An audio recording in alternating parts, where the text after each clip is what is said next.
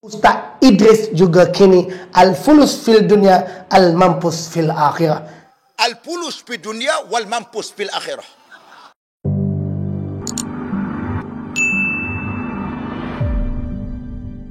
Menteri Agama Ustaz Idris Ahmad melancarkan kempen henti fitnah di media sosial.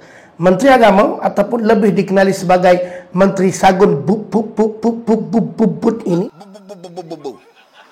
telah pun melancarkan satu kempen hentikan fitnah di media sosial. Namun, tahukah Menteri Sagun ini siapakah yang paling kuat membuat fitnah? Dan ianya telah pun diterjemahkan di mana mereka yang paling kuat buat fitnah ini telah pun kalah di mahkamah dunia. Mereka telah pun kalah di mahkamah dunia kerana terbukti mereka itu menyebar fitnah, sama ada di pentas ceramah ataupun di media sosial. Antara yang berkali-kali kalah di mahkamah kerana membuat fitnah adalah Pesuruh Jaya Pas Perak yang juga merupakan YB Razman. Sama ada beliau kalah kerana membuat fitnah ataupun beliau sendiri kalah. Beliau nak saman orang, akhirnya beliau yang kalah. Pengarah pilihan raya PAS Pusat yang juga merupakan Menteri Besar PAS Kedah yang boleh dikatakan individu luculah dalam Malaysia juga kalah saman fitnahnya terhadap Datuk Mahfuhamah yang juga merupakan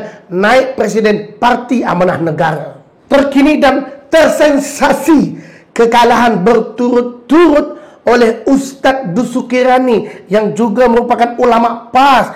Dan untuk makluman kepada penonton, Ustaz Dusukirani inilah yang telah menyaman ambo sebanyak 1 juta ringgit.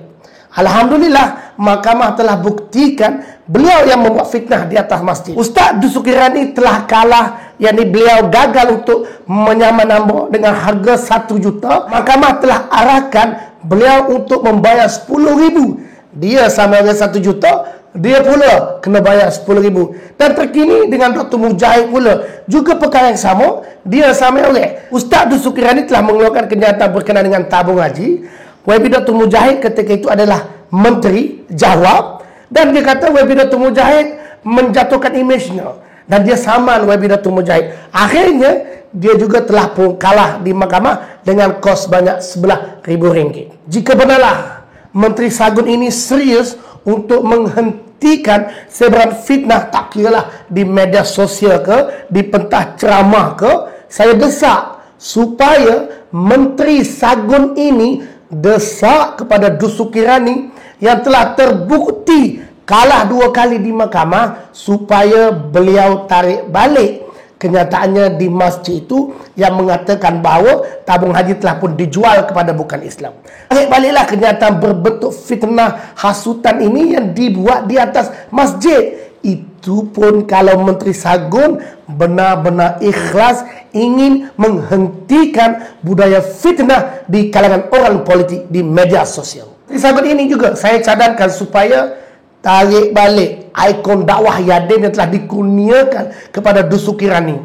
Amat memalukan seorang ikon tokoh Yadin kalah kerana telah membuat fitnah di dalam masjid. Apatah lagi kalau dia tak minta maaf setelah dibuktikan bersalah di mana beliau telah memulakan kenyataan fitnah. Maka Menteri Sagun ini segera bertindak. Sekiranya Menteri Sagun ini serius kempen untuk hentikan budaya fitnah ini, mulakan dalam parti anda sendiri. Pastikan Ustaz Dusukri yang telah pun kalah di mahkamah ini minta maaf, tarik balik apa yang telah difitnahnya satu ketika dulu, dan tarik balik ikon dakwah itu.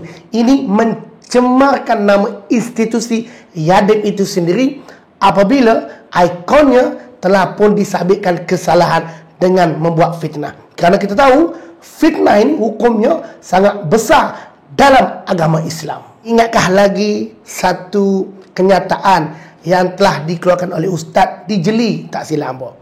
Kata Ustaz, UMNO ini al-fulus fil dunia, al-mampus fil akhirah. Hari ini, adakah Ustaz berani ingin menegur pimpinan PAS itu sendiri? Ulama PAS itu sendiri yang telah pun kalah di mahkamah. Ustaz telah bawa satu gerakan kempen yang sangat baik, hentikan budaya fitnah. Tetapi adakah Ustaz berani ingin melaksanakan tegur pimpinan PAS ataupun Ustaz Idris juga kini al-fulus fil dunia, al-mampus fil akhirah? Terima kasih kerana menonton video ini. Saya Barkan. Assalamualaikum warahmatullahi wabarakatuh.